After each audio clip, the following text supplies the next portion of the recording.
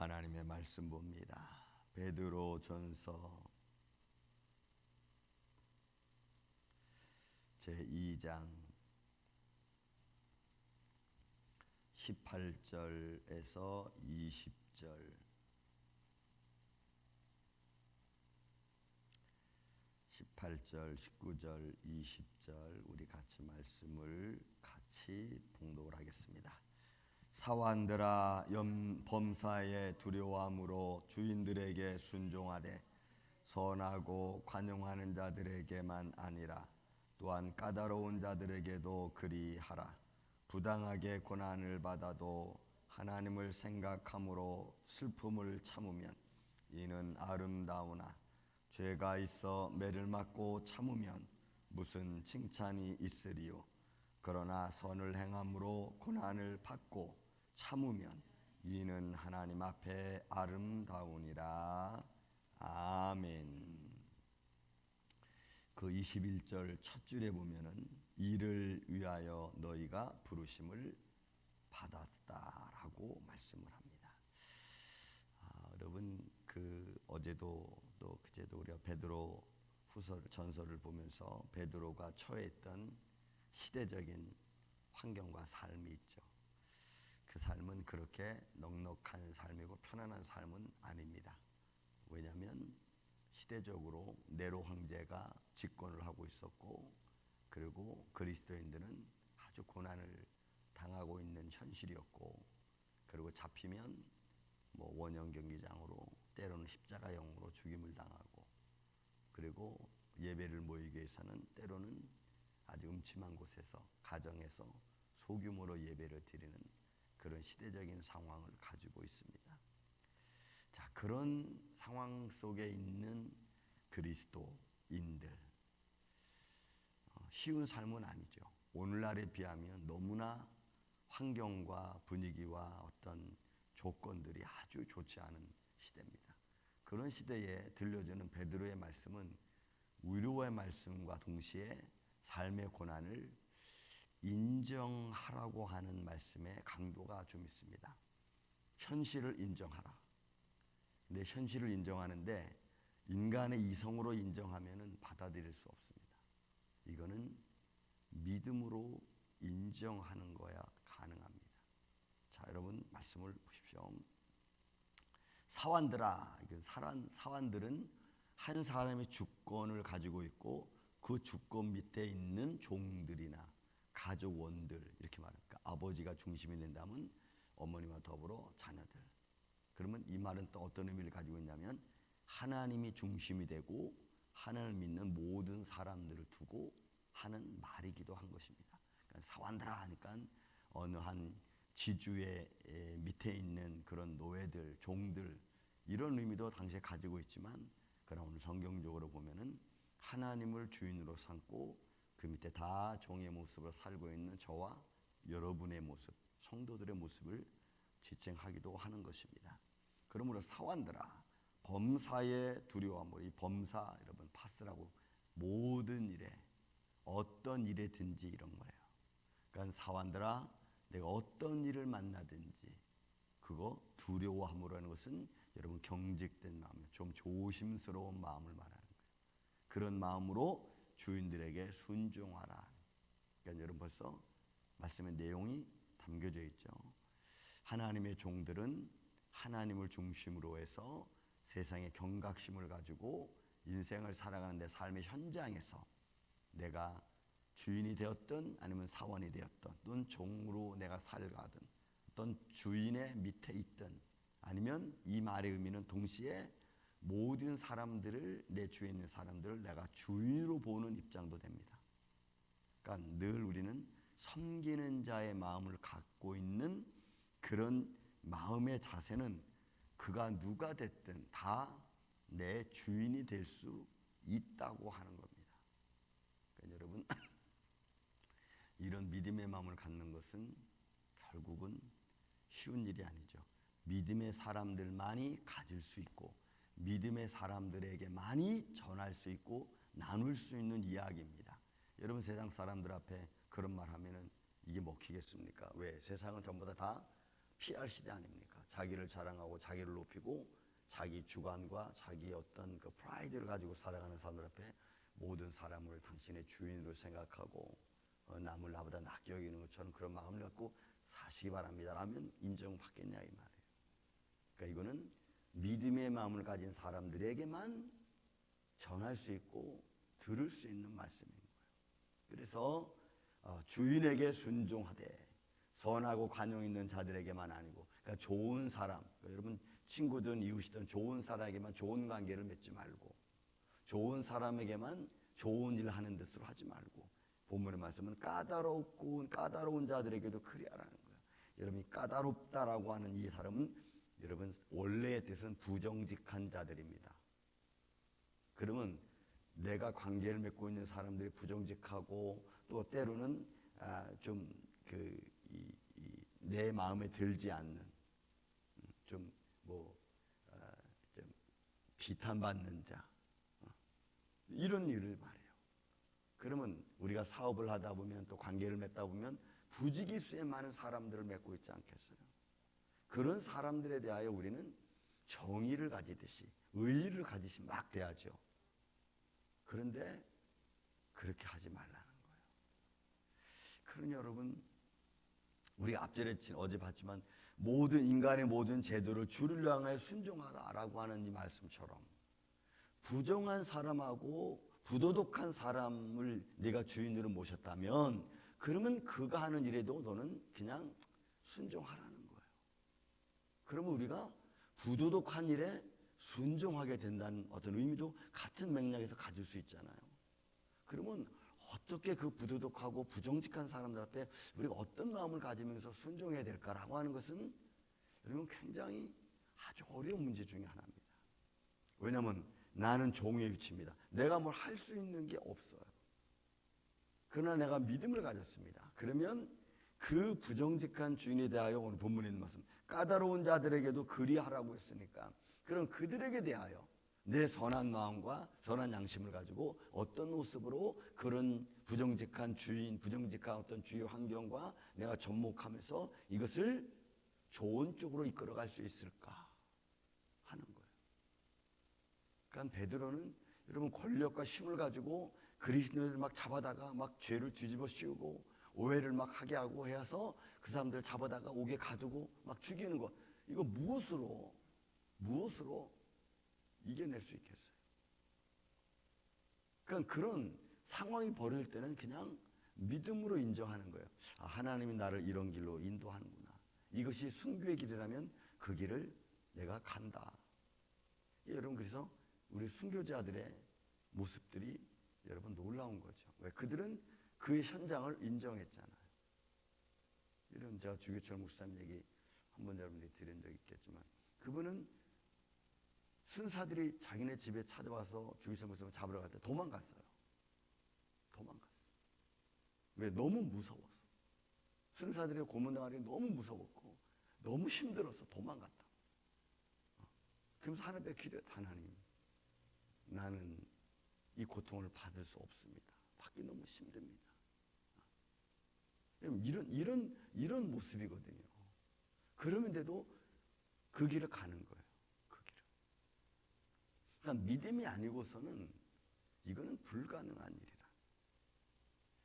그러니까 베드로가 지금 얼마나 큰 상황을 가지고 너무나 아무렇지도 않게 이야기하는 것 같지만 그러나 까다로운 자들에게 그리하라. 부정직한 주인을 가진 자, 부도덕한 주인을 가진 자에게도 너희는 이 섬기는 자의 모습을 잃지 말라는 거예요. 그러니 그 섬기는 자의 모습을 잃지 않을 때는 과연 어떤 마음으로 내가 행동을 해야 될까? 이거는 아주 중요한 우리의 삶의 문제가 아닐 수 없어요. 그래서 오해도 받죠. 저는 주인과 똑같아. 저놈은 주인과 똑같아. 뭐 저놈은 누구가 똑같아. 뭐 이런 말 듣잖아요. 여러분, 우리가 이것도 아합 시대에 보면 그 아합의 그 시대 엘리야를 같이 만나잖아요. 근데 그 엘리야가 아합을 만나고 아합이 엘리야를 만나 서로에게 하는 말이 뭐예요? 야, 이스라엘을 힘들게 하는 자요. 이렇게 말해요. 엘리야는 아합에게 그러고 아합은 엘리야에게 그러고.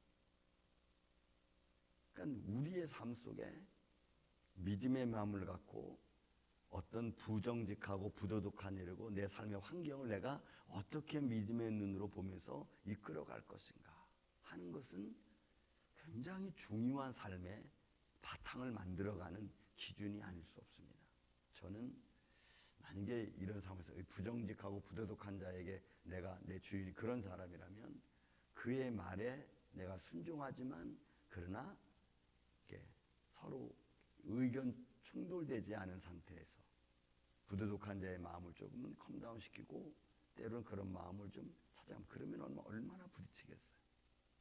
어제 우리 아들이 그 알바를 하는데 그런 얘기를 하더라고. 우리는 팁을 안 받아.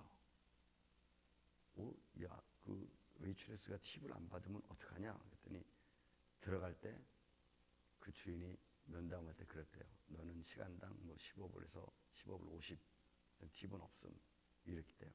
그런데 막 하다 보니까 손님들이 팁을 놓고 가는 거예요. 그래서 그 팁은 누가 갖는 거예요? 주인이 다 갖는 거예요. 원래 팁은 웨이트레스 수고하는 사람들에게 주는 것인데 그걸 다 주인이 먹는다는 거예요. 그래서 자기는 우리는 팁을 안 받으니까 팁 놓지 마십시오. 어느 한 사람한테는 그렇게 얘기를 했대요. 그럼 넌 주인하고 어떻게 얘기를 했어? 그랬더니 처음에 들어갈 때 그렇게 인터뷰를 했다는 거야. 그럼 너는 할 말이 없지.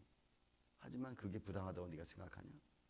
부당하다고 생각하다. 그러면 다시 얘기를 해. 그런 얘기를 했습니다. 네가 어떻게 한다고 해서 주인이 너랑 이미 계약을 그렇게 맺었기 때문에 그거는 주인의 잘못은 아닌 것 같아 하면서 제가 이야기를 나눴습니다. 그러니까 이야기를 들으면서 원래는 팁은 수고하는 자들에게 위한 주어지는 것 아니냐 막 화를 내더라고. 이거 부정직하고 부도덕하고 나쁘다고 막. 그럼 그걸 가지고 내가 주인과 부딪히겠느냐. 부딪히는 것보다는 이야기를 해야죠. 그리고 그 법에 일단은 따라가면서 좋지 않은 것은 고쳐갈 수 있도록 하는 것이 중요하겠죠. 여러분 이게 어려운 일입니다. 이게 우리의 삶의 현실이잖아. 또 여러분 보십시오. 19절 20절에도 베드로는 뭐라고 그랬냐면 부당하게 고난을 받는 거, 이거 애매하게 고난 받는 거예요. 이거 내가 잘못한 것 같지 않은데 고난을 받아도 하나님을 생각함으로, 여러분 하나님의 양심이 생각하다는 말은 양심이에요. 의식 이런 거예요. 그러니까 하나님을 생각함으로, 하나님의 양심으로 부당하게 고난을 받아도 하나님을 생각하는 마음으로, 하나님의 가진 양심으로 그 슬픔을 가품을 참으라는 거예요. 그러니까 이거는 뭐냐면 살아계신 하나님이 우리의 삶을 보고 계시고 또 살아계신 하나님이 우리와 동행하시고 내 형편과 사정을 다 아신다는 전제 조건이 깔려 있는 거예요. 믿습니까 여러분? 전제 조건이 깔려 있는 거야. 하나님이 나를 보시고 내 모든 일거수일투족 모든 것을 아시는 하나님이라는 것이 전제되어져 있는 거야. 그렇기 때문에 내가 참을 수 있고 그렇기 때문에 내가 견딜 수 있는 거죠. 그렇지 않으면 여러분 이 세상에 누가 이런 것에 참고 견딜 수 있겠어요? 그렇지 못합니다. 그래서 부당의 고난을 받아도 하나님을 생각함으로 슬픔을 참으면 이는 아름다우나 죄가 있어 매를 맞고 참으면 무슨 칭찬이 있으리요? 칭찬이 없죠. 죄 때문에 매 맞고 참는 것은 당연히 잘못했으니까 맞는 거죠. 우리 애들 얘기인데 옛날에 잘못해서 내가 빠따를 쳤습니다. 그 빠따를 치고 나서 시간이 어렸을 때 초등학교 때 근데 그게 이제 중학교 고등학교를 거쳐서 대학교 올라서 어느 날 그런 이야기를 뚝 하는 얘기 들었어요. 제가 물었습니다. 야 아빠가 너희들한테 뭐 잘한 것도 별로 없지 맨날 너희들 잘못하면 아빠가 때렸잖아. 그랬더니 그 중간에 그 둘째 아이가 하는 말이 아빠 그거는 우리가 잘못해서 맞은 거니까 괜찮아. 그건 아빠니까 그렇게 할 수 있어. 이런 얘기를 하더라. 그래서 그 말 한마디에 제 그런 마음이 다 클리어됐어요. 얘들이 자기들이 잘못해서 맞았다는 것을 인정하고 알고 있었구나. 내 마음에 확 때렸던 그런 마음에 그 내 마음에 좀 남아있던 그런 아픔이 그냥 가셔버리고. 그러니까 여러분, 죄가 있어 매를 맞으면 결국은 큰 참아도 그냥 큰 보상은 없는 거죠. 그러니까 지금 베드로는 그런 거예요. 너희가 죄짓고 잘못하고 또 죄짓고 잘못하고 또 매 맞고 그러면 그 상황이 여러분 업그레이드 돼야 되는데 업그레이드 되지 않는 거예요.